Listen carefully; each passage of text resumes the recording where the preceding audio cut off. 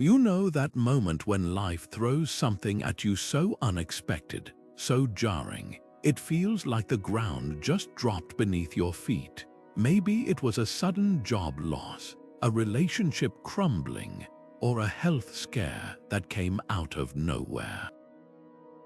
In those moments, it's easy to feel overwhelmed, even paralyzed, like the world is working against you. But what if I told you there's an ancient philosophy that flips that entire script?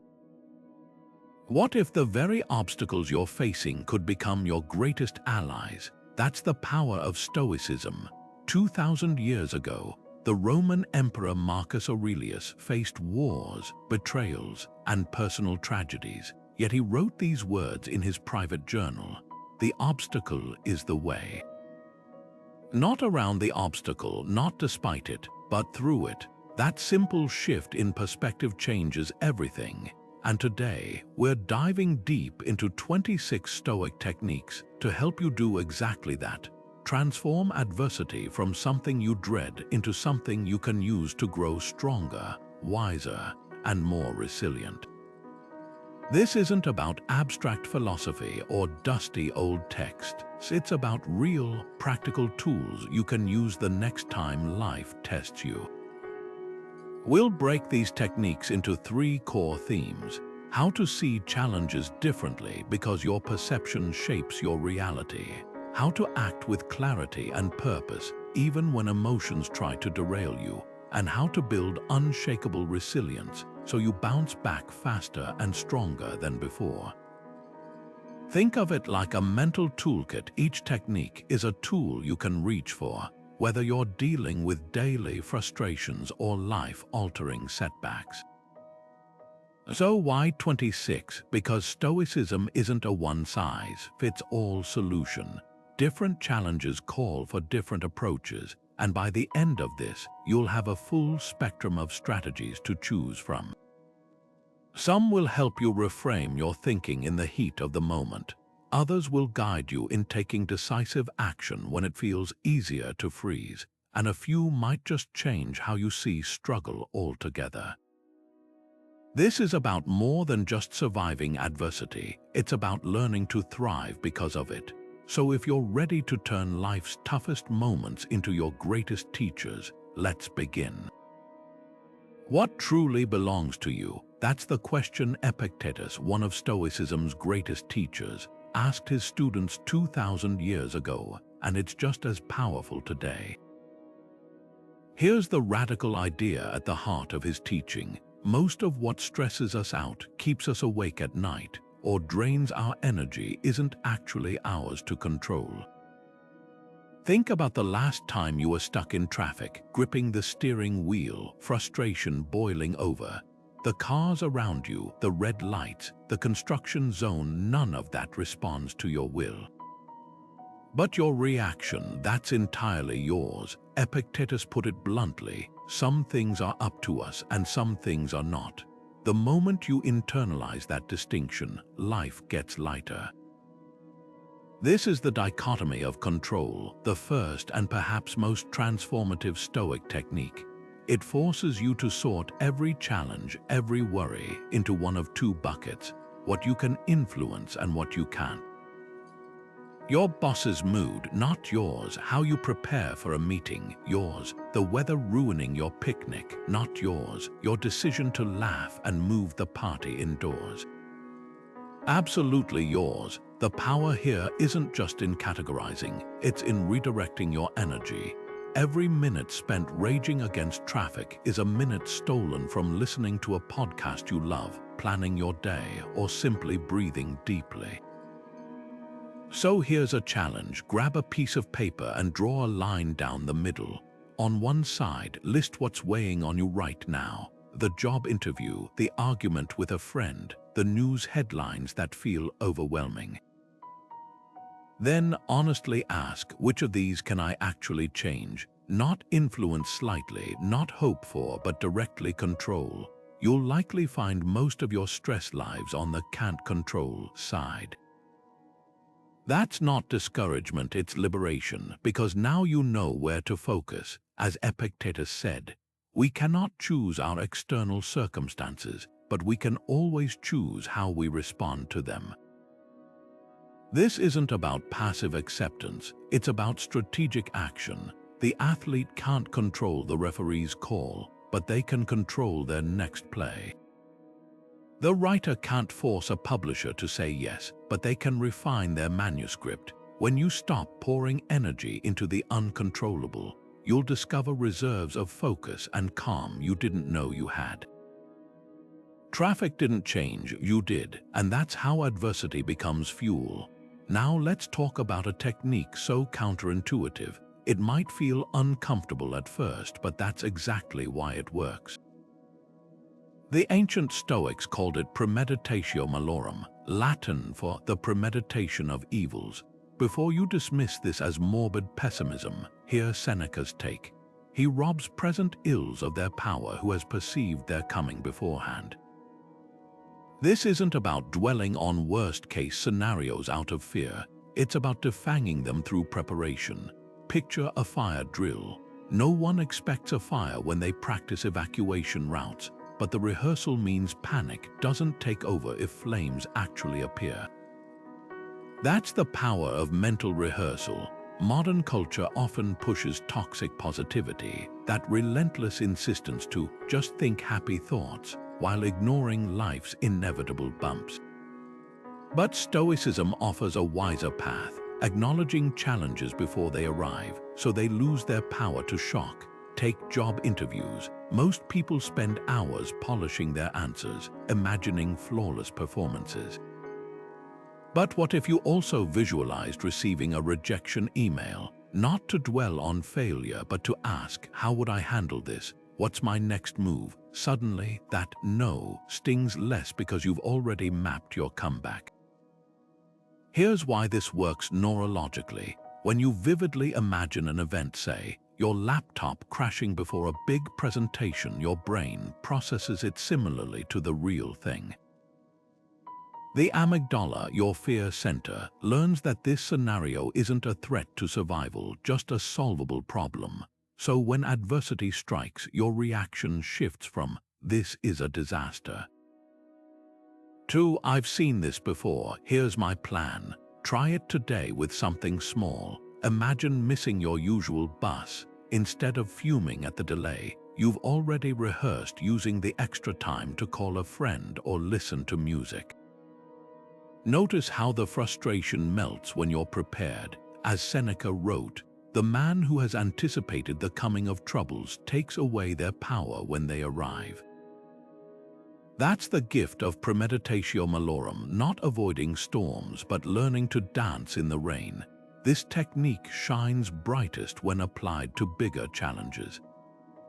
Visualizing a loved one's illness doesn't make it happen. It helps you respond with presence rather than panic. Imagining financial strain clarifies what truly matters when budgets tighten. By rehearsing adversity, you're not inviting it. You're building emotional calluses so life's friction doesn't blister your spirit. The Stoics weren't preparing for the worst because they expected it. They were ensuring nothing could ever truly catch them off guard. Now here's the twist. This practice often reveals that what we fear isn't the event itself, but our inability to cope with it. When you mentally walk through losing a job, you might realize you'd adapt, cutting costs, upskilling, leaning on community. That realization, that's resilience being born. So don't wait for life to test you. Start today. Pick one nagging worry and ask, if this happened, what would I actually do? Write down 3 steps. Suddenly, the monster under the bed has a blueprint and you're holding the pen. Imagine standing in front of a canvas where every accidental brushstroke, every drip of paint you never intended, becomes part of the masterpiece. That's the essence of amor fati, Latin for love of fate. It's not just accepting life's unexpected turns, it's embracing them as if you'd chosen them yourself. Nietzsche borrowed this idea from the Stoics, but it was Marcus Aurelius who lived it. When a devastating illness swept through Rome, he didn't rage against it. Instead, he wrote, The impediment to action advances action. What stands in the way becomes the way. His fever became a chance to practice patience. The chaos around him, a training ground for calm. This mindset flips suffering from something to avoid into something to engage with fully. Think of a tree growing on a windy cliff. The constant battering forces its roots deeper, makes its trunk stronger. Without the wind, it might never have grown so resilient. The Stoics saw life the same way. Every setback, every disappointment, is the wind shaping you into someone far more capable than you'd have been without it. Here's how to practice this today. Take one recent difficulty, maybe a project that failed or a plan that fell apart, and ask, how could this be exactly what I needed? A missed promotion might free you for a better opportunity. A broken routine could reveal a healthier habit. Even grief, as unbearable as it feels, carves out a deeper capacity for love. The key isn't to pretend it doesn't hurt, but to ask, what can this pain teach me? Marcus Aurelius left us a clue. Our actions may be impeded, but there can be no impeding our intentions or dispositions. In other words, you can't control what happens to you, but you can always choose what it means to you. That's the alchemy of amor fati, turning leaden moments into golden wisdom. So next time life throws you a curveball, don't just tolerate it, thank it. It might be the teacher you didn't know you needed. We spend so much of our lives chasing more money, more success, more comforts, that we rarely pause to consider what we already have. That's where negative visualization comes in, a Stoic practice that might sound bleak at first but actually unlocks profound gratitude. Picture this: every night before bed, ancient Stoics like Seneca would mentally rehearse losing everything: their homes, their health, even their loved ones. This wasn't morbid obsession, it was a deliberate exercise to strip away the illusion of permanence. By imagining life without these gifts, they awakened to how precious they truly were. Fast forward to today and contrast that with how we often operate. We groan when the Wi-Fi lags or complain about lukewarm coffee, what the Stoics would call first world problems taken to absurd extremes. But here's the twist: negative visualization isn't about guilt tripping yourself for these frustrations. It's about resetting your baseline of appreciation. Try this tomorrow morning. As you flick on the light switch, pause for 5 seconds and picture life without electricity. No fridge, no hot showers, no screens. Suddenly, that mundane flip of a switch feels like a miracle. Epictetus drilled this idea home. Keep death and exile before your eyes every day, for then you will never have a base thought nor desire beyond measure. He wasn't being dramatic, he was pointing to a universal truth. We don't own our comforts, we borrow them. The laptop you're watching this on, the roof over your head, the person you'd call in an emergency, none of these are guaranteed. But when you confront that truth head-on, something shifts. The coffee isn't just coffee, it's a small marvel of trade routes, labor, and boiling water on demand. So here's your challenge. Pick one ordinary convenience you barely notice: your phone, running water, the ability to buy groceries, and spend 1 minute imagining it gone. Not as a fear exercise, but as a revelation. How would your day unravel? What would you miss most? That mental subtraction isn't about dwelling on loss. It's about uncovering the hidden joy in what's already here. The Stoics knew gratitude isn't passive. It's a skill honed by remembering that everything we love is on loan. And that realization, that's the key to living like today's comforts are gifts, not entitlements. Ever received an email that made your stomach drop? One where you could practically hear the sender's tone dripping with contempt.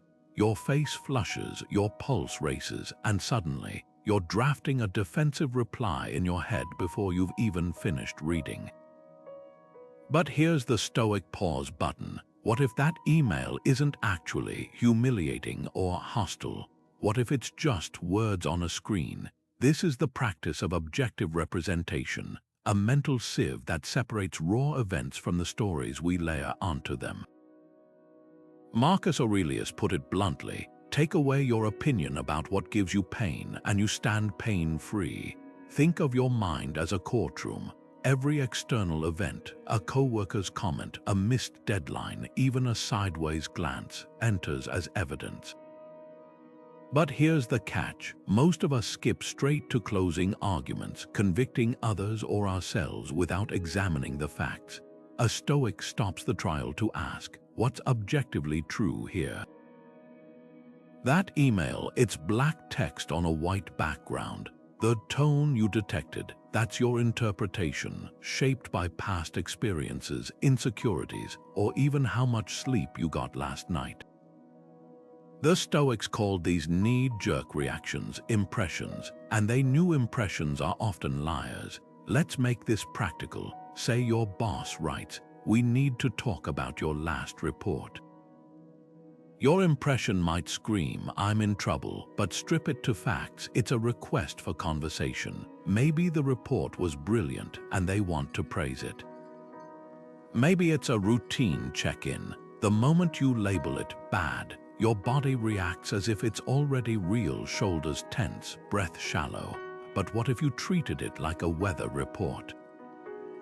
Clouds don't mean the sky hates you. They just mean rain might come. Here's your challenge. Pick one emotional trigger from the past week, a text left on read, a snarky comment, even a disapproving look, and for 24 hours refuse to let it wear costumes.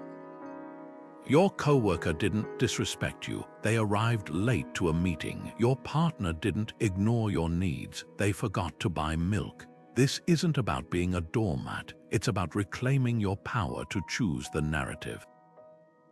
As Epictetus taught, it's not things that disturb us, but our judgments about things. The magic happens when you realize how much suffering comes from stories you authored yourself. That critical email, it might just be a busy person typing quickly. The silence from a friend, maybe their phone died. When you stop conflating facts with fears, you'll find most of your pain was optional. And that's the ultimate freedom, seeing the world as it is, not as your emotions insist it must be. There's a reason astronauts return to Earth with a radically shifted worldview, one they call the overview effect. From space, national borders vanish, political squabbles seem absurd, even towering mountains become faint wrinkles on a blue marble. This is the Stoics' view from above in literal form, and you don't need a rocket ship to access it. When Marcus Aurelius lay awake at night, wrestling with imperial burdens, he'd mentally zoom out. Think of the whole universe and how infinitely small your share of it. That shift didn't diminish his problems, it put them in their rightful place. Let's try it right now. Picture your current stressor, maybe a looming deadline or a tense conversation. Now imagine pulling back like a camera drone, first seeing your neighborhood, then your city, then the continent, until Earth is just a speck among billions in the Milky Way. Does that deadline still feel like an existential threat? The Stoics weren't suggesting you ignore real challenges. They were giving you a tool to distinguish between significant and self-inflated. As Marcus wrote, you could leave life right now. Let that determine what you do and say and think, not as morbid ultimatum, but as a clarifying lens.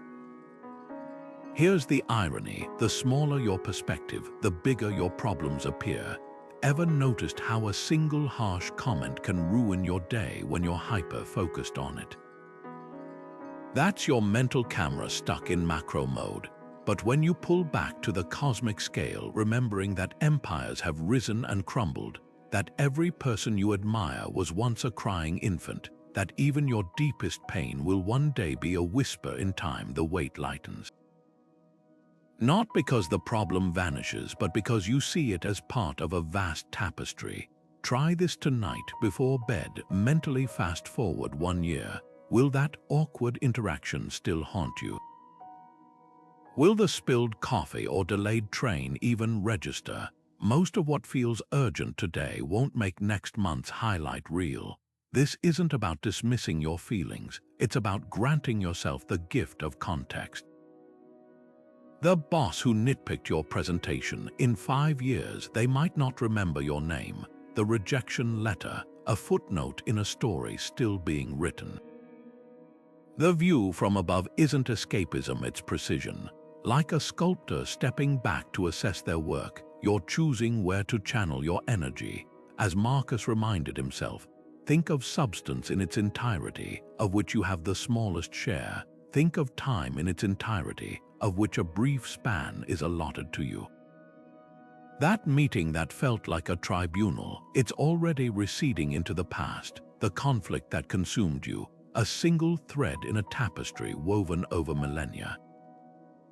Zoom out and you'll find most storms are just ripples in an endless ocean.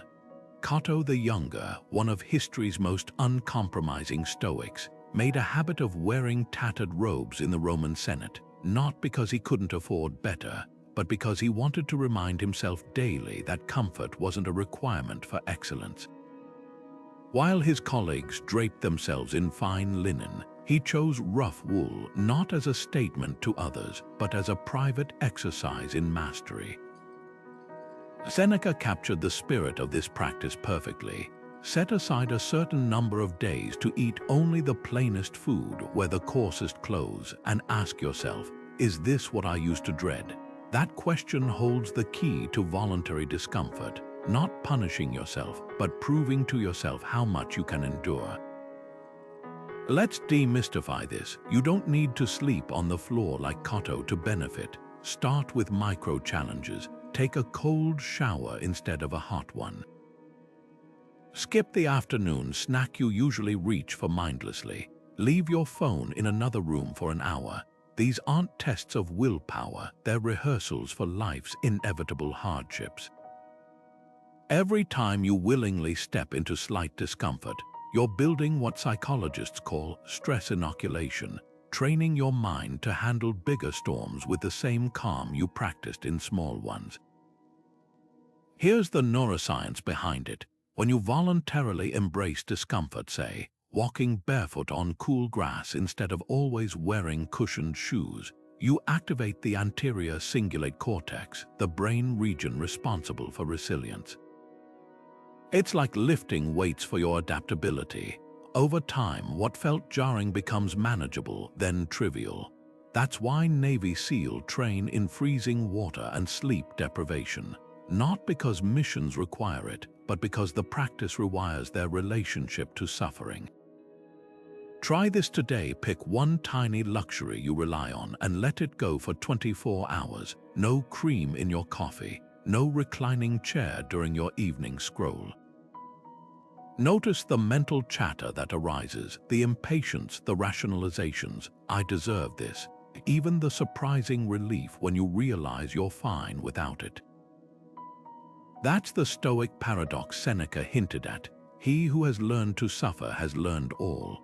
By choosing small hardships, you disarm the big ones before they ever arrive. The goal isn't austerity for its own sake. It's about discovering that your comfort zone is far wider than you thought. The entrepreneur who practices frugality isn't preparing for poverty. They're proving money doesn't own them. The athlete who trains in rain isn't punishing themselves. They're ensuring perfect conditions don't dictate their performance. So this week, be your own Cato. Trade one cushion for something rougher, and watch how quickly your mind starts treating obstacles as invitations, not threats.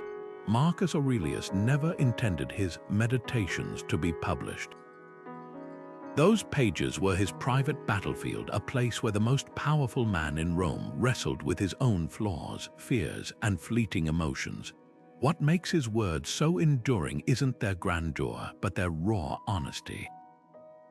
He wasn't writing to impress posterity. He was having a conversation with himself, line by line, struggle by struggle. That's the heart of Stoic journaling, not recording events, but dissecting your reactions to them.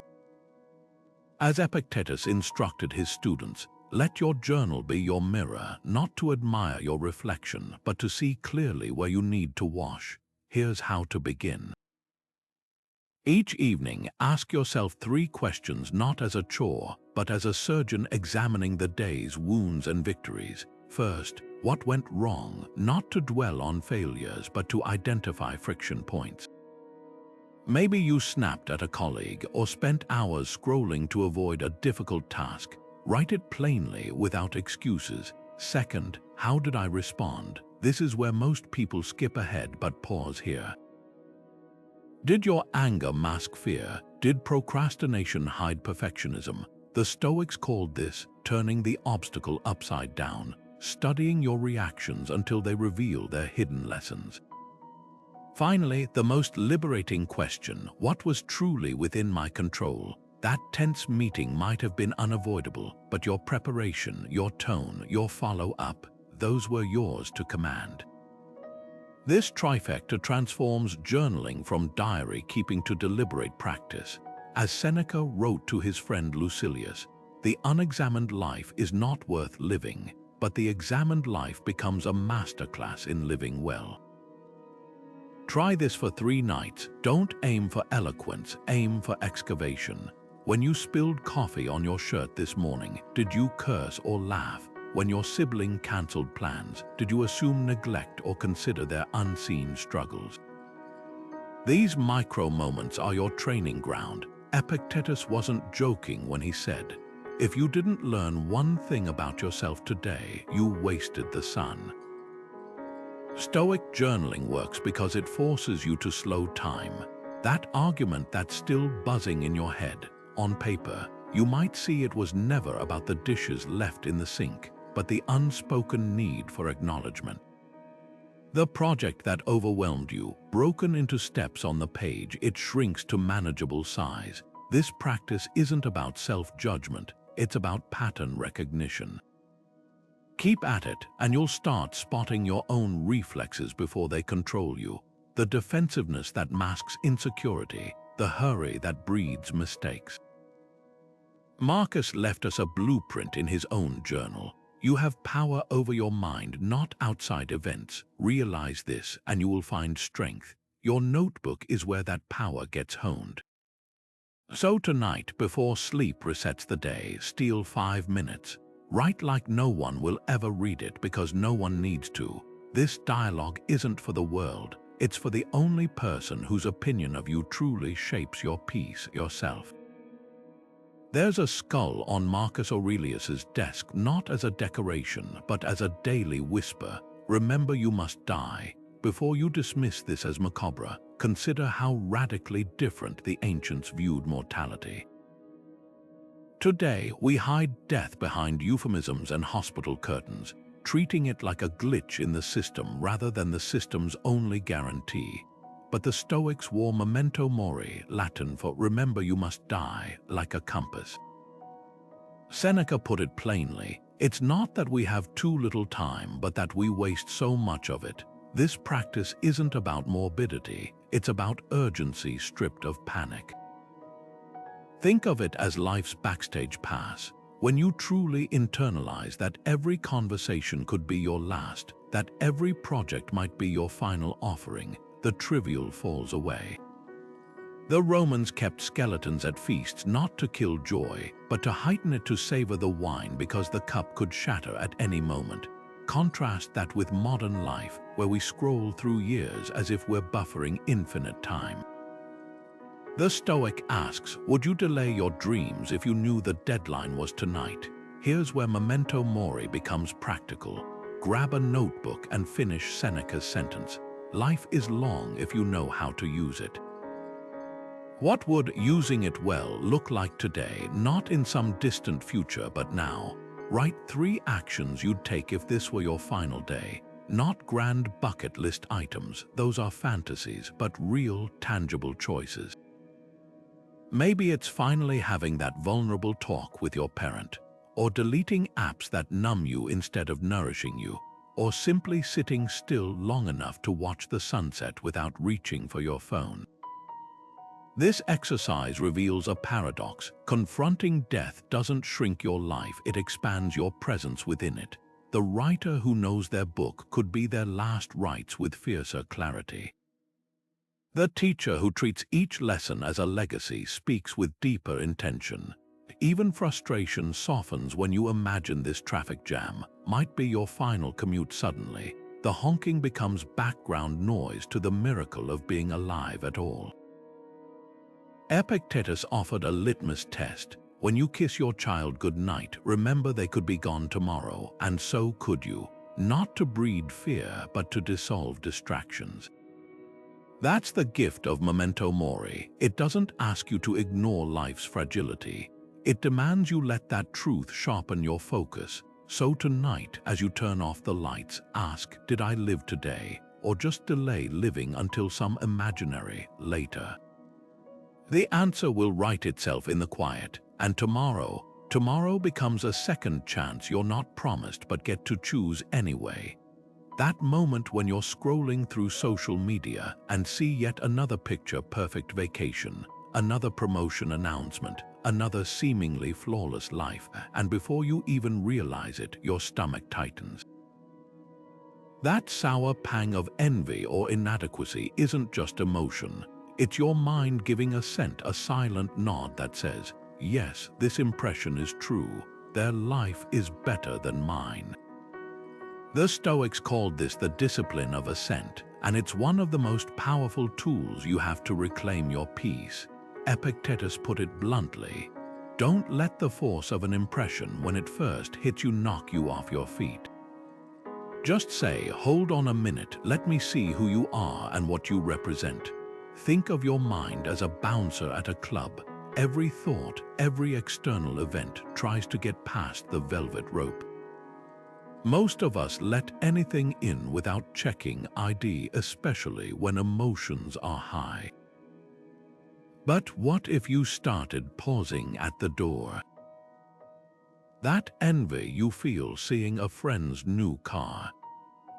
Before it takes a seat at your mental bar, ask, is this vehicle actually proof of their happiness? Or is it debt wrapped in shiny metal? The promotion post that makes you feel behind? Is this career leap as effortless as the caption claims, or did they face rejections they're not sharing? The discipline of assent isn't about cynicism. It's about refusing to let snap judgments hijack your emotional state.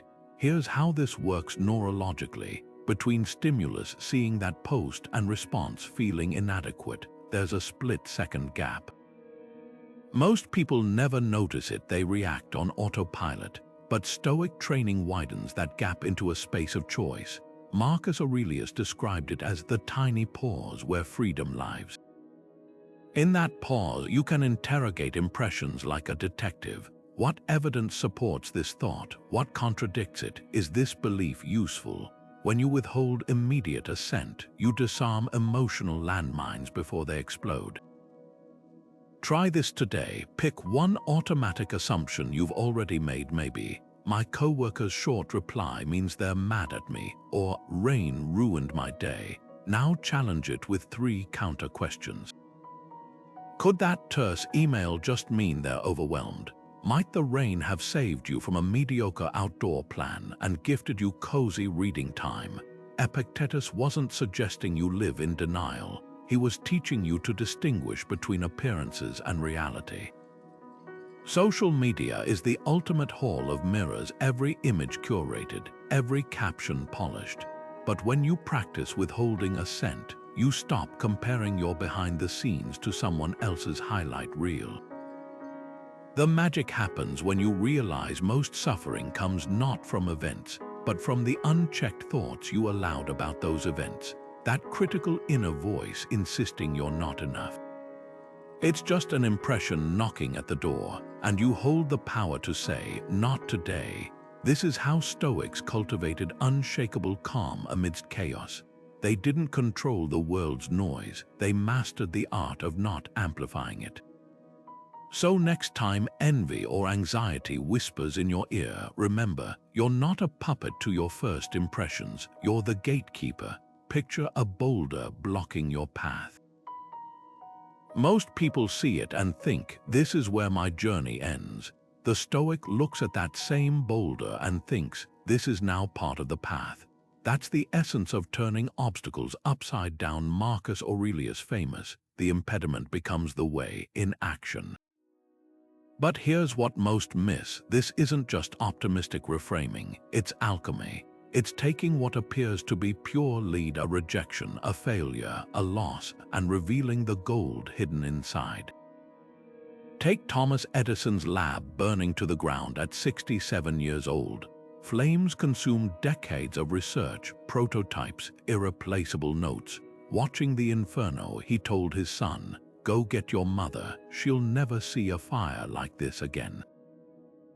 Then he rebuilt, not in spite of the disaster, but because of it. The fire forced him to streamline, to focus. Within weeks, he'd filed new patents.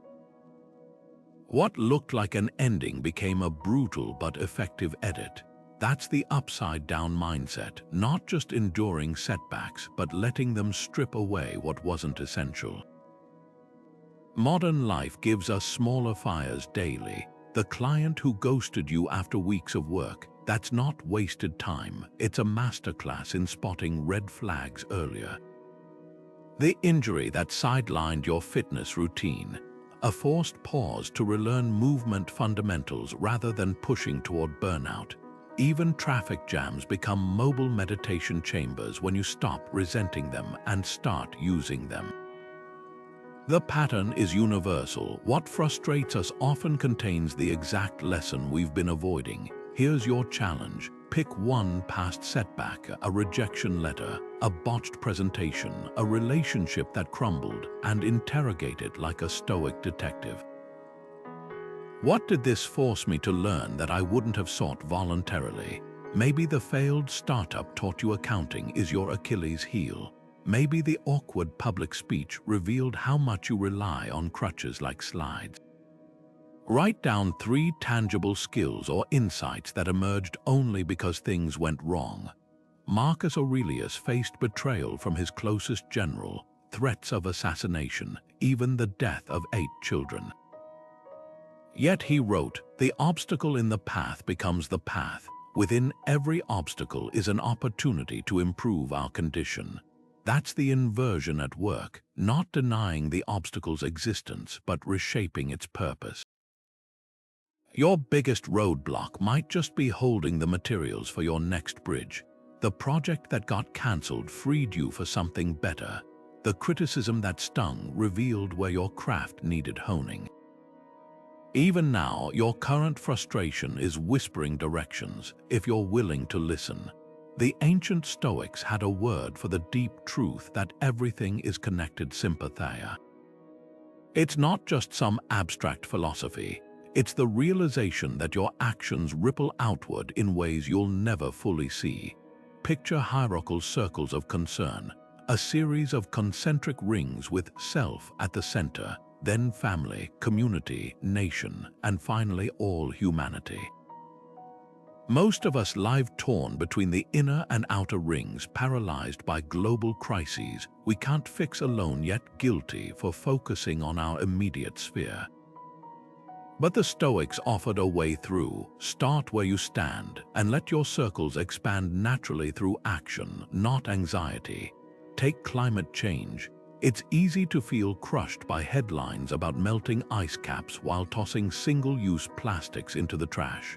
The dissonance between knowing and doing breeds helplessness.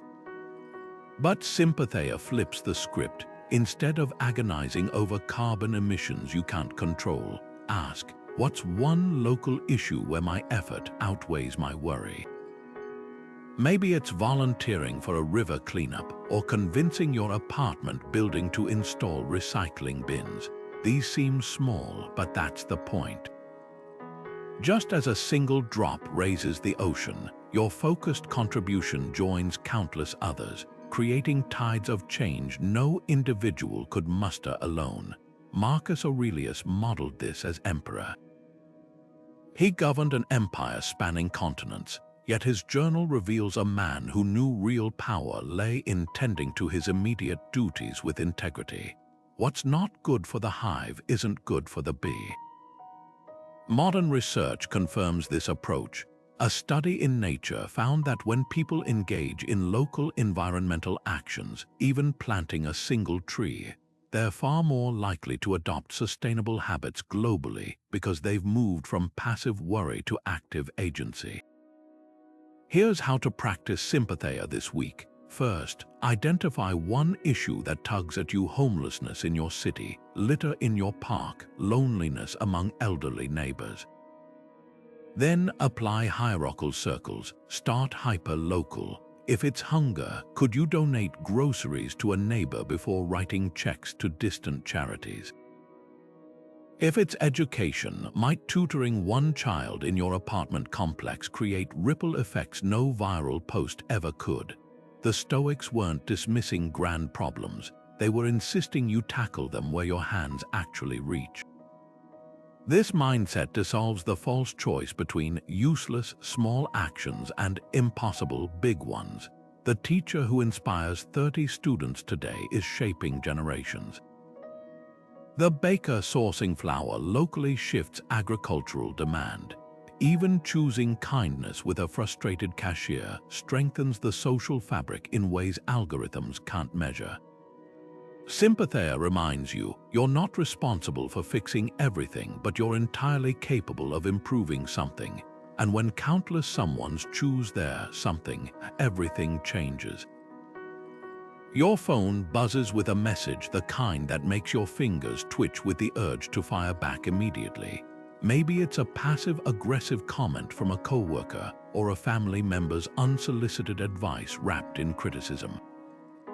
Your pulse quickens, your thumbs hover over the keyboard, and this is where the Stoic pause becomes your superpower. Epictetus didn't just advise restraint, he redefined it. Silence is a lesson learned from the many sufferings of life. That's not passive avoidance, it's strategic disengagement. Let's dissect a real-world example. Imagine a group chat where someone misinterprets your suggestion as laziness. The impulsive reply, defensive, sarcastic, or overly justified, pours gasoline on the fire. But the Stoic response: breathe for 10 seconds, not to suppress anger, but to ask, what does reacting now actually solve? In that pause, you might realize the accusation says more about their stress than your character, or that a face-to-face conversation would prevent further misunderstanding.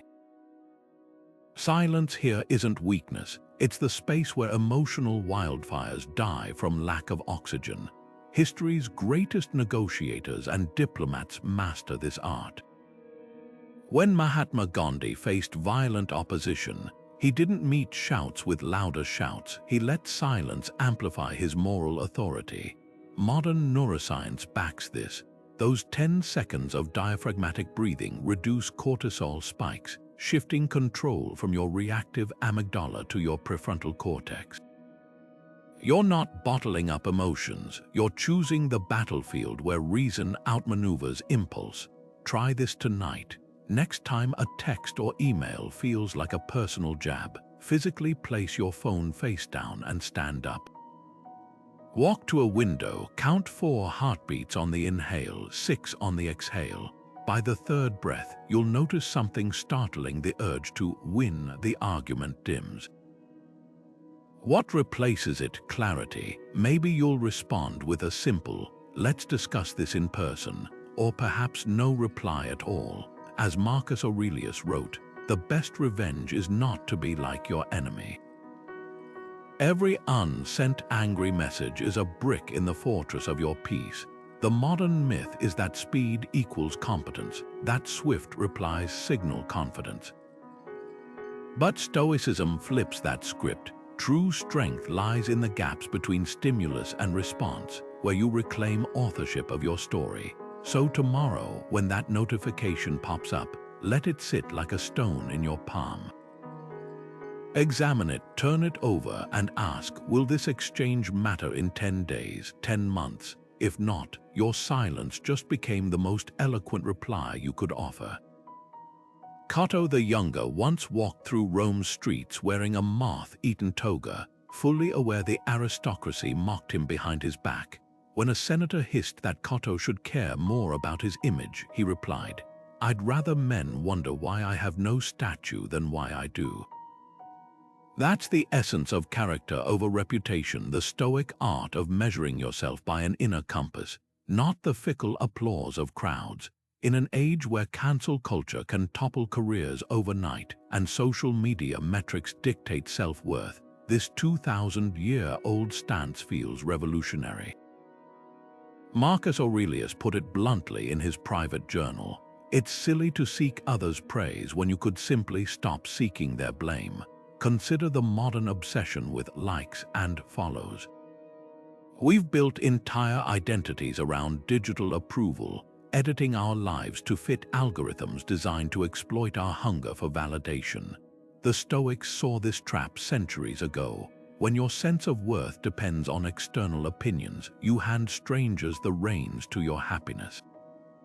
A viral tweet praising you sends dopamine surging. A critical comment ruins your afternoon. But here's the question Epictetus would ask. If someone called your hair purple, would you rush to dye it?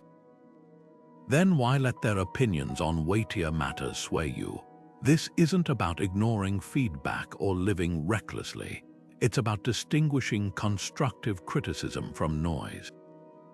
Imagine two painters. One crafts murals based on trending hashtags. The other follows a private vision few understand.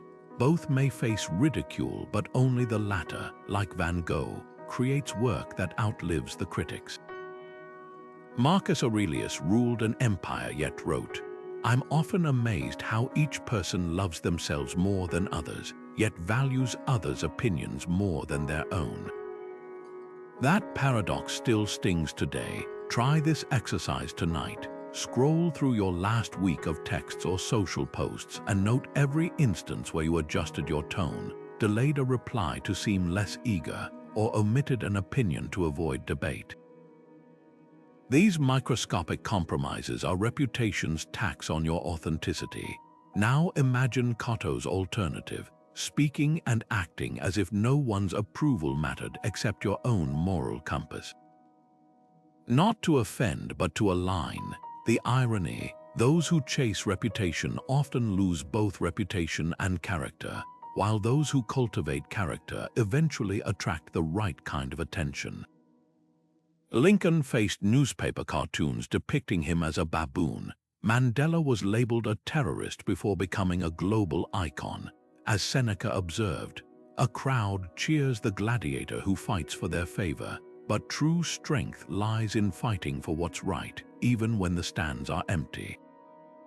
Your character is the one possession no algorithm can devalue, no critic can cancel, and no trend can obsolete. The next time you feel the itch to people please, ask, whose judgment will matter on my deathbed, the mob's or my own? The answer might just set you free.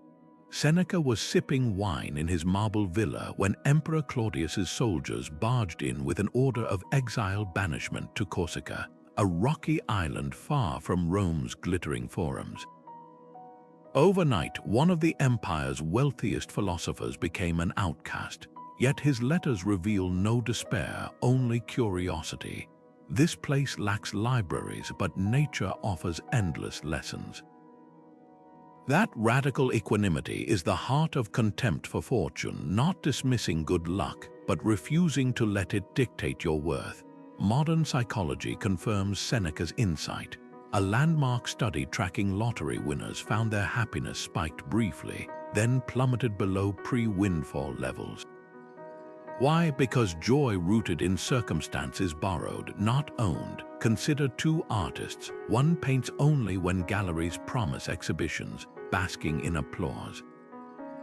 The other creates daily, whether anyone watches or not. Their canvases may look similar, but their inner worlds couldn't be farther apart. The first is fortune's puppet, jerked between hope and despair. The second, like Seneca in exile, carries their studio within. As Marcus Aurelius observed, you could be good today, but instead you choose tomorrow, waiting for someone else to tell you it's time. Here's the practice. List 3 joys utterly immune to luck's whims.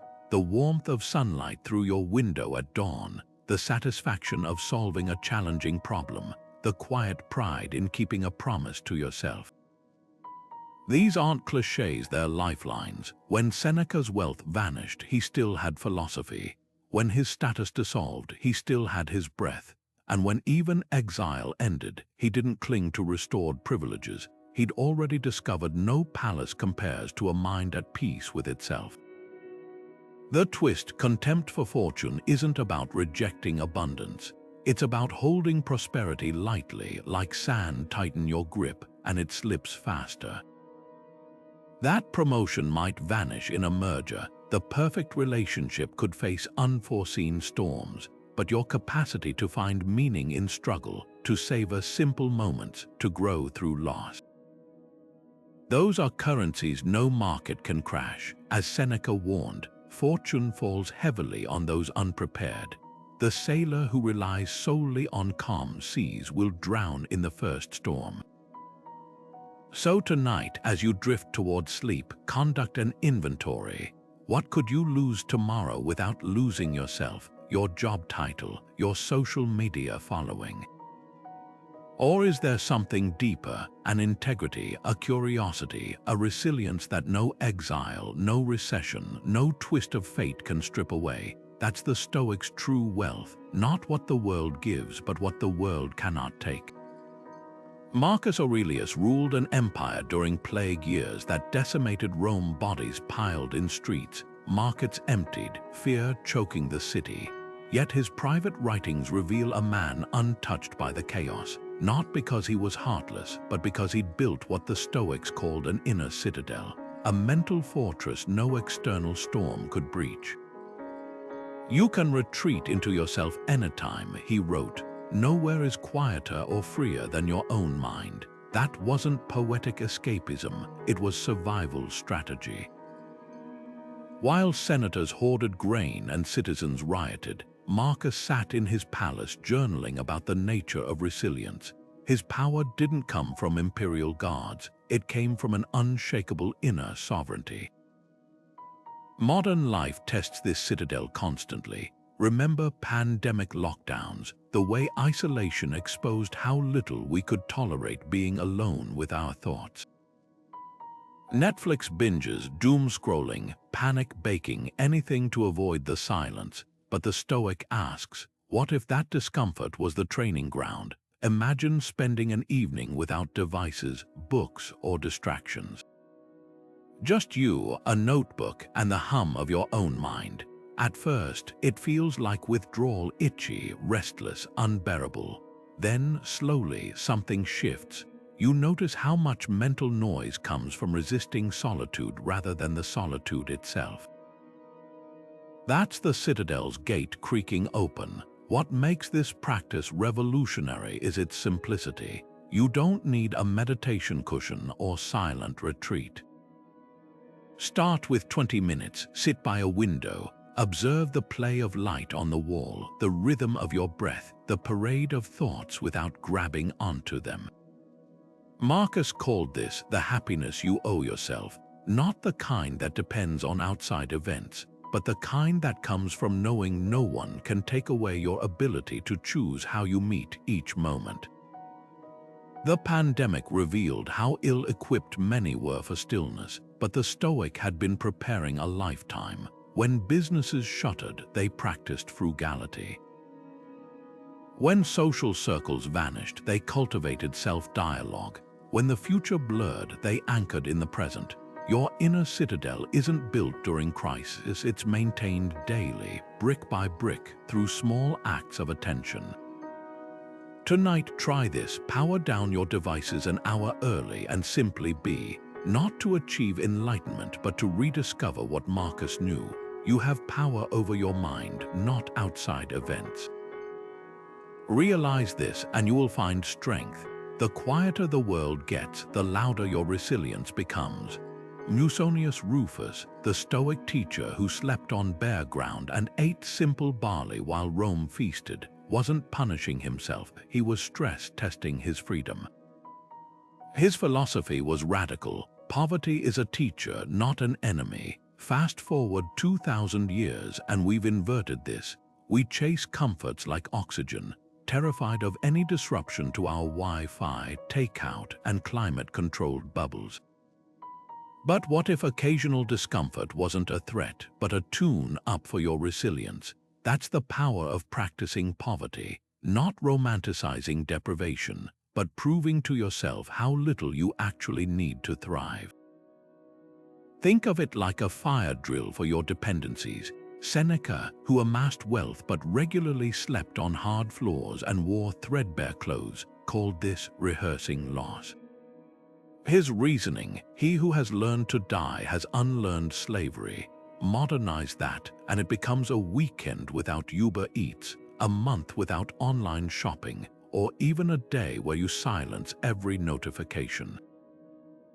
The goal isn't self-denial, it's discovering how much of your daily stress comes from chasing conveniences you've convinced yourself are necessities. Here's how to stage your own poverty day.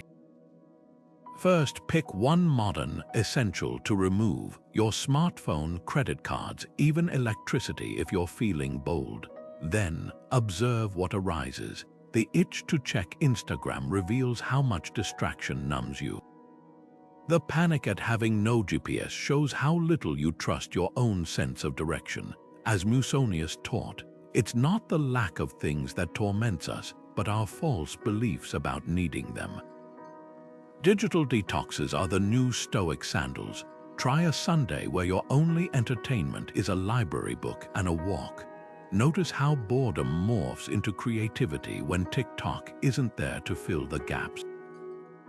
Budget constraints can be equally revealing. Challenge yourself to cook 3 meals from pantry leftovers. You'll uncover ingenuity where you expected only lack. These exercises aren't about living ascetically forever. They're vaccinations against entitlement. The irony: Seneca noted that those who practice poverty often feel richer than the wealthy. Why? Because they've touched bottom and found it solid. Your phone dies and you rediscover eye contact. The card declines and you improvise a picnic. Every voluntary loss strips away a layer of fear until you're left with an unshakable truth. You were never the things you relied on. So this weekend, swap your Starbucks run for homemade tea, your Netflix binge for cloud watching. The Stoics knew the less you need to be happy, the harder life is to destabilize. Ever notice how the most regrettable words often fly out fastest? That snarky email sent in anger, the interruption that derailed a meeting, the promise made in excitement but impossible to keep, all casualties of what the Stoics called haste without anchor. Epictetus saw this pattern 2 millennia ago. No great thing is created suddenly, any more than a bunch of grapes or a fig. If you tell me you desire a fig, I answer that there must be time. Let it first blossom, then bear fruit, then ripen. Modern neuroscience confirms his wisdom. When we skip the pause between impulse and action, we're letting ancient fight or flight circuits hijack our modern problems. Consider the CEO who starts every high-stakes meeting by pouring a glass of water slowly. Not because she's thirsty, but because the deliberate act forces a 6-second delay where most would dive straight into agendas. Those seconds are her Stoic pause, the space where reactions become responses. Research from the University of Michigan reveals most professional conflicts escalate not from genuine disagreement, but from unchecked reflexive replies. The simple insertion of 3 breaths about 12 seconds reduces conversational casualties by nearly 40%. Here's how to practice this today. Before your next conversation, especially one tinged with tension, plant your feet and silently count 4 heartbeats on the inhale, 6 on the exhale. Epictetus wasn't preaching procrastination, he was teaching precision. That client demanding an instant answer, your child begging for a snap decision.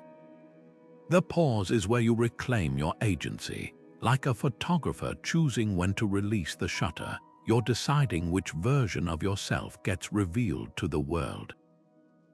Assign yourself 3 intentional pauses tomorrow, not just before speaking, but before committing to anything that echoes beyond the moment, the coworker's idea you're about to dismiss. Pause. The credit card offers screaming, limited time. Pause. Even the reflexive, fine, when someone asks how you are, that's gold for a Stoic pause. In that stillness, you'll often find the first reaction wasn't yours at all, just societal autopilot. Marcus Aurelius described this gap as the space where philosophy lives, the difference between being swept by the current and steering your ship. The magic happens when these micro-pauses accumulate. Over weeks, you'll catch yourself mid-sentence, rewording criticism into curiosity. Over months, you'll notice fewer apologies needed for words you can't take back. And eventually, like that CEO with her water glass, you'll have cultivated what the Stoics prized above all. Not just control over your environment, but mastery over your own impulses. The pause isn't hesitation, it's the birthplace of wisdom. Imagine standing at a crossroads where every path looks equally daunting. A career change, a relationship turning point, a moral dilemma. Now picture an ancient philosopher standing beside you, not to give answers, but to model how a wise mind navigates uncertainty. The Stoics called this practice Prosoch, the art of modeling the sage. Not to become perfect overnight, but to ask in pivotal moments, what would Zeno do? The founder of Stoicism once lost everything in a shipwreck, only to declare, "Fortune commands me to be a philosopher with fewer distractions." That radical reframe, seeing catastrophe as curriculum, is the essence of sage modeling. We often mistake wisdom for flawless decision-making, but the Stoics saw it differently. Seneca confessed, "I am still learning," at 60, not as self-deprecation but as liberation. The sage isn't some marble statue of infallibility. They're a work in progress who stumbles forward with intention.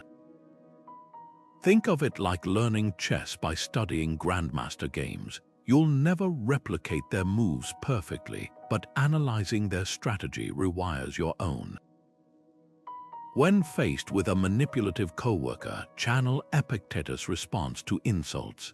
If someone tried to hand you their dirty laundry, would you accept it? Then why accept their toxic words? Here's where modern psychology validates this ancient hack. Studies on cognitive rehearsal show that visualizing how role models handle challenges activates the same neural pathways as real-life experience. Essentially, running mental simulations of Stoic responses, like Marcus Aurelius pausing before anger or Musonius Rufus embracing discomfort, primes your brain to access those patterns when needed. Your challenge this week: identify one Stoic trait furthest from your natural instincts. Maybe it's Cotto's indifference to gossip or clean, his patience with slow learners, and wear it like an experimental cloak. If you're quick to anger, practice Seneca's pause.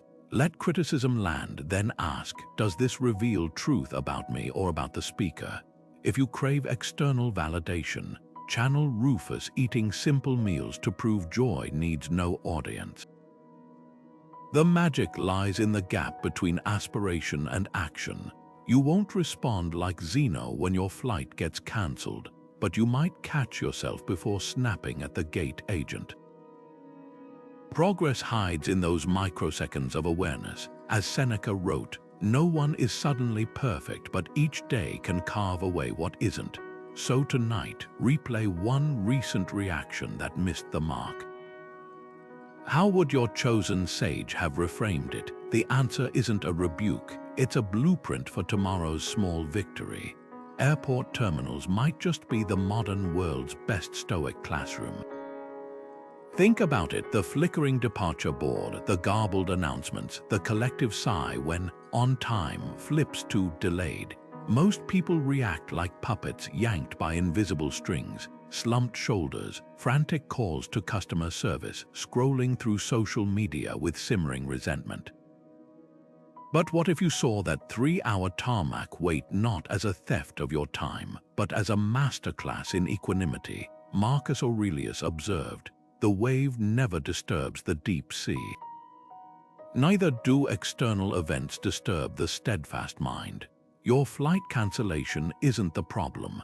It's the invitation to discover how deep your waters run. Consider two travelers stranded by the same storm. One gnaws at their fingernails, muttering about incompetence and wasted hours. The other pulls out a book they've been meaning to read, stretches their legs with a terminal walk, even strikes up a conversation with a fellow stranded passenger. Same delay, entirely different experiences. The Stoic ask here isn't, "How do I fix this?" but, "How do I use this?" Every logistical nightmare becomes a lab where you can practice what Epictetus preached. Circumstances don't make the man, they reveal him. Here's how to turn chaos into curriculum.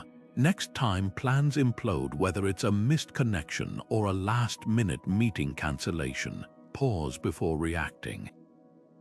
Observe your physiological responses like a scientist, the clenched jaw, the quickened breath, the mental tally of inconveniences, then mentally step back. Imagine your mind as that deep sea Marcus described. Surface waves might churn, but 40 feet down, calm, untroubled. This isn't about suppressing frustration. It's about recognizing it as a passing weather system, not your permanent climate. The real test comes when you channel this awareness into action. Instead of ranting to the gate agent who didn't cause the weather, you might ask about rebooking options with detached curiosity. Rather than obsessively refreshing the airline app, you could use the delay to finally draft that email you've been avoiding. The situation hasn't changed, you have. Ancient Stoics used literal storms as training. Your storm might be a software crash or a traffic jam. The principle remains: chaos doesn't create your state of mind, it exposes it. Marcus left us a clue in his Meditations. The cucumber is bitter, throw it away. There are brambles in the path, step aside. That's all you need to do. Modern life complicates this with endless layers of what-ifs, but the core is startlingly simple. Your flight delay isn't personal. The universe isn't conspiring against you. These are just events neutral until you assign them meaning. So next time plans crumble, try an experiment. Note your reactions like a journalist taking field notes.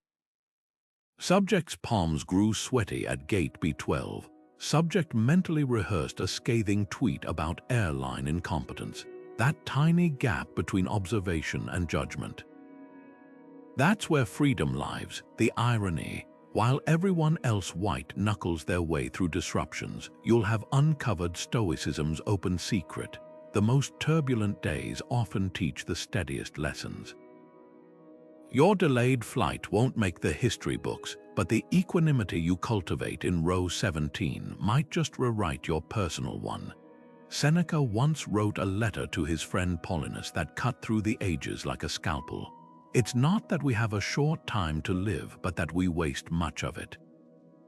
2,000 years later, we've perfected the art of distraction, scrolling through videos of strangers' vacations, while our own dreams gather dust in some mental someday folder. The average person will spend 11 years staring at screens, yet complain they don't have time to learn guitar, write that novel, or visit aging parents. This isn't a time management problem, it's a wake-up call written in Roman ink. Consider the math. If you live to 80, you'll have roughly 4,000 weeks. Subtract sleep, chores, and necessary work, and suddenly that bucket list looks less like a menu and more like a triage list. Seneca saw this clearly. Life is long if you know how to use it. Not long in the sense of infinite tomorrows, but deep in the way a single hour of focused creation outweighs weeks of half-hearted dabbling. The Stoic teacher wasn't advocating hustle culture. He was exposing the lie that later is guaranteed. Modern research confirms his intuition. A Cambridge University study tracked how people spend their leisure time and found most couldn't account for 30% of it, vanished into what Seneca called the abyss of non-existence. Those phantom hours, they're the gap between intention and action, where ambitions go to die quietly amid YouTube autoplay and just one more episode.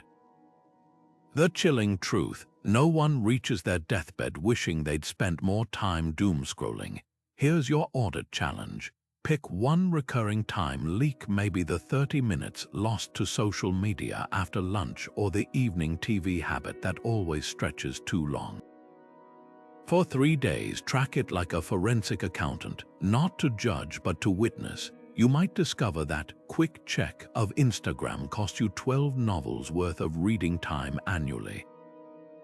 Or that your background noise podcast addiction has stolen hours that could have been spent mastering Spanish. The pivot comes when you replace "where did the time go" with "where shall I direct it?" Seneca's remedy wasn't austerity, it was intentionality. Instead of vowing to quit scrolling cold turkey, schedule 20 minutes daily for that abandoned woodworking project. Protect that slot like a surgeon guards an operating room. No cancellations, no distractions. Within weeks, you'll have tangible proof that life expands when you stop treating minutes like pocket change and start investing them like precious metals. One of Seneca's most brutal and liberating realizations was this: putting things off is life's biggest waste.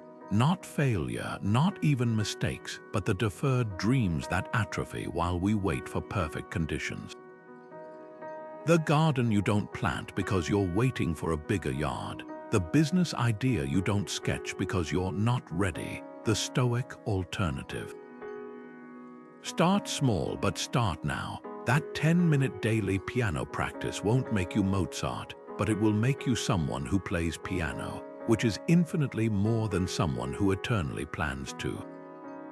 So tonight, as you charge your devices, ask yourself this: if today's distractions became tomorrow's regrets, what would you wish you'd done differently?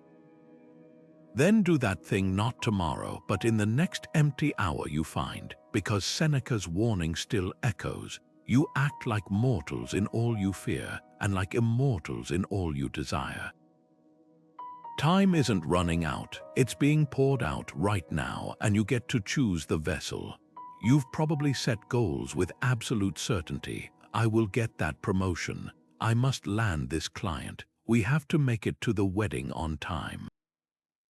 But here's the uncomfortable truth buried in those declarations. Life doesn't owe you outcomes, only efforts. The Stoics had a remedy for this tension, what they called the reserve clause, a simple mental footnote that changes everything. Epictetus framed it perfectly. Start with this principle: nothing is immune to circumstance. Say about everything you attempt, I will do this unless something prevents me. That tiny qualifier, fate permitting, isn't defeatism. It's the ultimate strategy for resilience. Think of it like packing an umbrella for a picnic. You don't cancel plans because clouds might appear. You simply acknowledge rain exists. Modern psychology calls this defensive pessimism, but the Stoics saw deeper. When you prefix goals with "if nothing prevents me," you're not doubting your ability, you're respecting reality's unpredictability. The athlete who says, "I'll win the race barring injury," isn't inviting bad luck. They're safeguarding their peace against forces beyond their control. Try this today. Next time you declare an intention, whether it's "I'll finish the report by 5" or "We'll have a perfect vacation," add the reserve clause silently. Notice how it shifts your emotional weight. The report might get delayed by a server crash, the vacation derailed by a storm, but your self-worth stays intact because you never conflated commitment with certainty. Marcus Aurelius modeled this as emperor. He'd plan military campaigns down to the last detail, then whisper, "If the gods will it," not from superstition but from humility toward the unknown. Epictetus took it further. Don't demand that events happen as you wish, but wish them to happen as they do, and you'll go on well. That's the reserve clause in action, not passive surrender, but active adaptation. The writer who says, "I'll publish my novel if life allows," works just as hard as the one who insists it must happen. The difference, when rejections come, and they will, the first writer sees detours, not disasters. Here's where modern goal setting gets it wrong. We're taught to manifest outcomes through sheer belief, as if reality bends to our certainty. But the Stoics knew better. Tying happiness to rigid expectations is like building a house on fault lines. The reserve clause isn't a disclaimer, it's an emancipation. That job interview, "I'll give my best performance, fate permitting." The date tonight, "We'll connect deeply if circumstances align." Suddenly, you're free to strive without shackling your peace to results. Practice this tonight. Pick one non-negotiable in your mind, a deadline, a reunion, even a gym session, and mentally append, "If nothing prevents me." Feel the tension ease. That's not lowered standards. It's wisdom recognizing that the world operates on its own terms. As Seneca wrote, "The fates guide those who go willingly, those who don't, they drag." The reserve clause is your way of walking willingly, eyes open to the fact that even the best-laid plans are collaborations with the universe. Marcus Aurelius once caught himself in the middle of an imperial tantrum. Some senator had slighted him during a debate, and the rage was simmering. Then, according to his private notes, he burst out laughing, not at the senator, but at the sheer absurdity of it all. The most powerful man in the world stewing over petty ego games. That's Stoic humor in action, not sarcasm or cynicism, but the ability to spot life's cosmic punchlines even when you're the butt of the joke. Seneca put it perfectly. Misfortune is comedy in hindsight, so why wait for hindsight? There's a crucial distinction here between gallows humor and complaining. Complaining amplifies suffering by dwelling on it. Gallows humor defangs it by exposing its ridiculousness. Picture two colleagues stuck working late. One grumbles, "This company sucks, we'll die at these desks." The other deadpans, "At least the fluorescent lighting gives us that healthy zombie glow."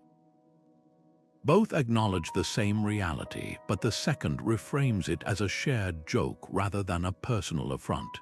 The Stoics knew, when you can laugh at adversity, you've already begun to master it. Try this today with a current frustration. Stuck in a pointless meeting, imagine future you describing it as performance art. There we were, 12 grown adults debating font sizes while pretending not to see the clock. Fuming over a parking ticket, envision explaining it to an alien. "Yes, my planet charges money for leaving metal boxes in designated rectangles too long." The irritation doesn't vanish, it just loses its fangs. Marcus wrote, "The onion makes you cry, but there's no one to blame for its nature. Some misfortunes are simply onions. Laughter is the knife that slices through them." The magic lies in perspective. What feels like a crisis today often becomes a cocktail party story tomorrow. That time your PowerPoint crashed mid-presentation. In the moment, sheer terror. 6 months later, your friends are howling as you reenact your deer in headlights freeze. The Stoics suggest cutting out the middleman. Why wait 6 months to find the funny? Epictetus, despite his reputation as philosophy's sternest teacher, urged students to see life's hiccups as improv comedy.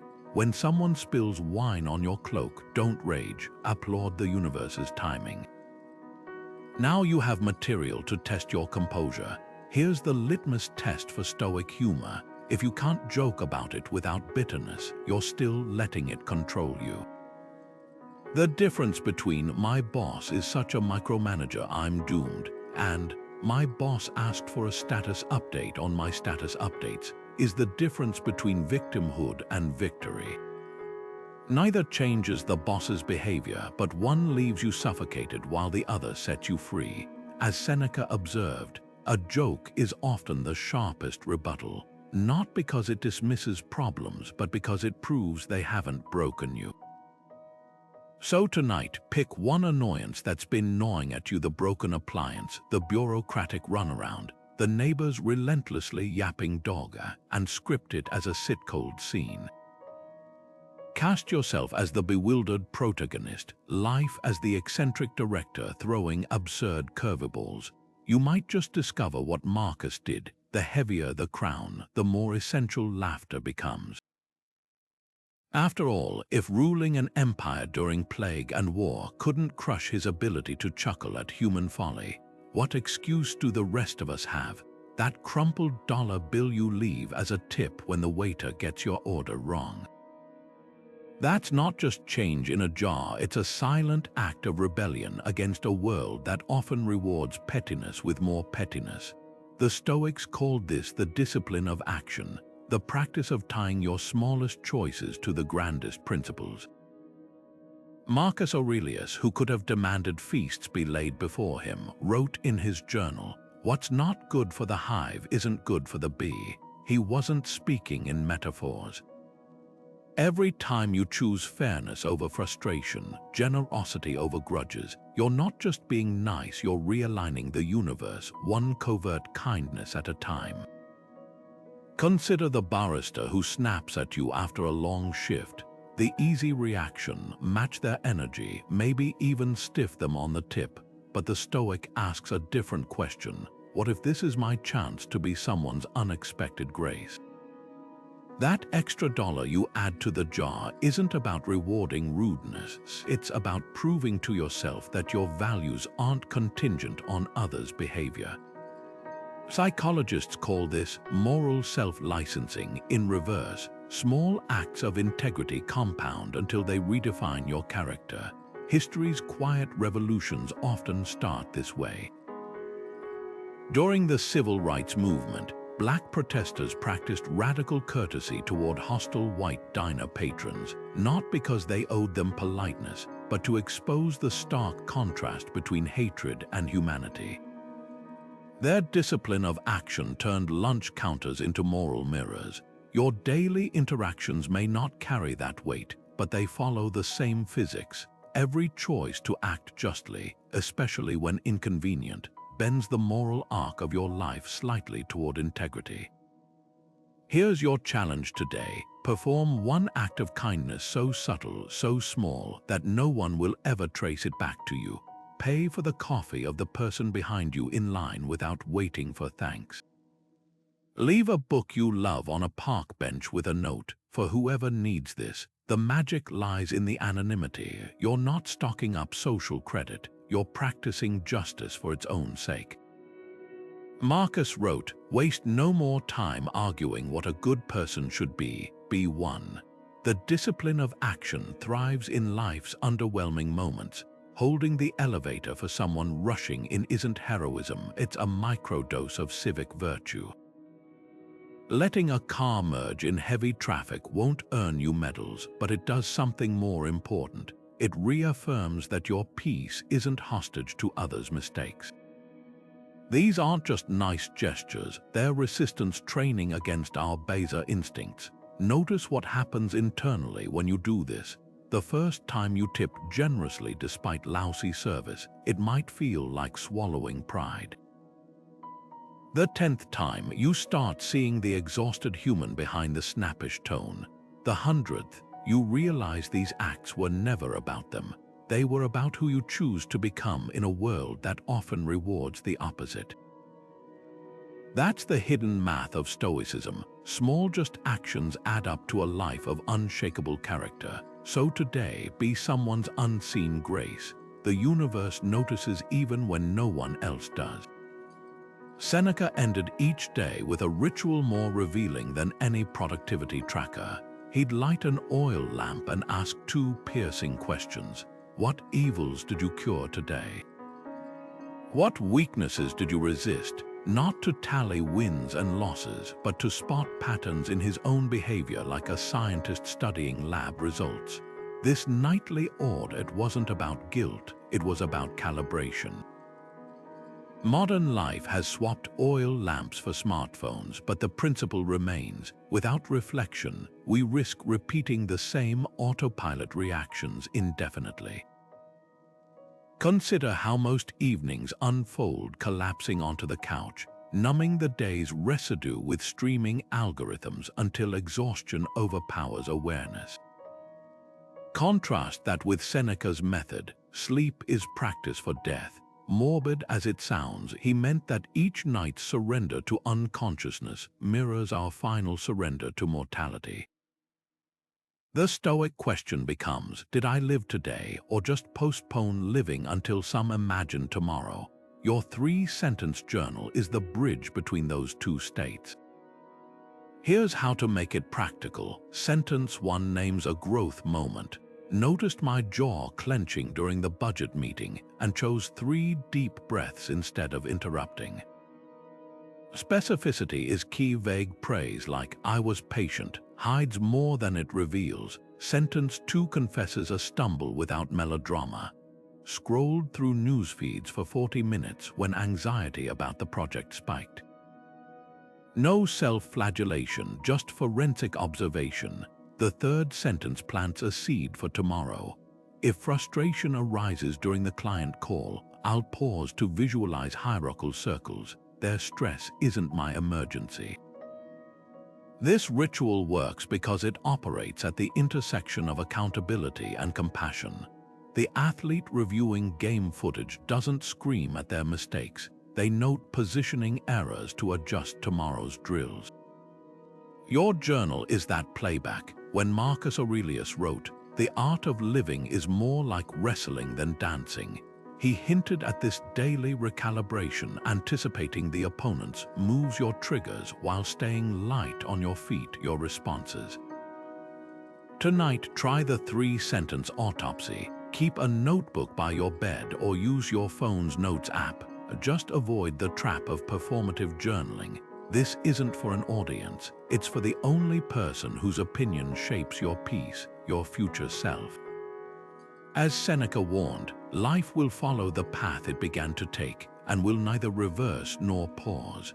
Your evening review is the rudder ensuring that path doesn't circle endlessly in the dark. Imagine a blacksmith's forge. The hammer strikes, the metal glows red hot, and with every blow, what was once brittle becomes unbreakable. That's adversity's role in the Stoic journey, not as an enemy to defeat, but as the necessary fire that tempers your spirit. Epictetus, who spent his youth as a slave, saw this truth with painful clarity. Difficulties reveal genius, not because suffering is virtuous, but because pressure exposes what's been hidden within you all along. The procrastinator discovers discipline when deadlines loom. The shy speaker finds their voice when the microphone is thrust into their hands.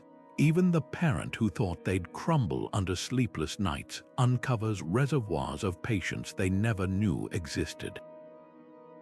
This is why the Stoics didn't just endure hardship, they honored it as the ultimate teacher. A sword tested in battle proves its worth far more than one gathering dust on a rack. Your toughest moments function the same way.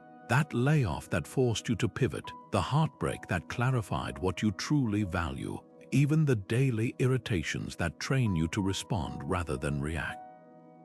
Each is a rep in life's gym, strengthening muscles you'd otherwise neglect. Marcus Aurelius put it plainly, the obstacle becomes the way, not by magic, but because the very act of navigating obstacles rewires your capacity for resilience. Here's your final challenge, one that brings the circle back to where we began. Revisit the most difficult technique from these 26 this week. Was it the premeditation of evils that made you uncomfortable, the voluntary discomfort that felt unnecessary, or perhaps the discipline of action where kindness clashed with pride? Whatever it was, lean into it again, not as a test of perfection, but as a measure of growth. The first time you practiced it, you might have fumbled. Now you'll notice the subtle shifts, a quicker pause before anger, a quieter mind in chaos, a steadier hand when life shakes the table. Adversity doesn't build character, it reveals it. And every time you choose to engage with these techniques, you're not just surviving life's storms, you're learning to dance in the rain, to sail in the wind, to find footing where others see only cliffs. So take Epictetus' words as both invitation and reminder. Your genius isn't waiting for ideal conditions. It's being forged right now in the heat of the struggle, one conscious choice at a time. The gym is open. Will you show up? If we distill these 26 techniques down to their essence, they form 3 unshakable pillars: how we see, how we move, and how we endure. Perception is the lens, the daily practice of examining impressions before accepting them as truth, of zooming out to cosmic scales when petty frustrations loom large.